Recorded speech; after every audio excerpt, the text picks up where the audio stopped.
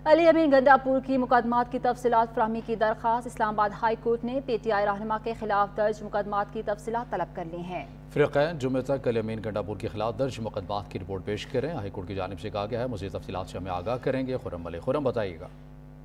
ये बिल्कुल ऐसे ही देखिए, इस्लामाबाद हाई कोर्ट में अली अमीन गंडापुर मुकदमात की तफसीलात फराहमी की दरख्वास्त पर समाअत हुई है, जबकि अदालत ने अली अमीन गंडापुर पर दर्ज मुकदमात की तफसीलात तलब कर ली है।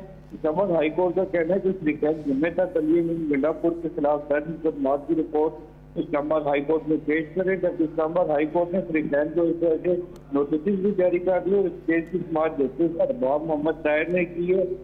सबके वकील अली अमीन गंडापुर एडवोकेट शेर अफजल मरवत अदालत में पेश हुए। दरख्वास्त गुजार के वकील के साथ अली अमीन गंडापुर पर दर्ज तमाम मुकदमात की तफसीलात फराहम की जाए, जबकि अदालत ने फ़िरक़ैन को नोटिस जारी करते हुए समाअत जुम्मे तक मुलतवी कर दी है। खुर्रम मलिक, बहुत शुक्रिया आपका।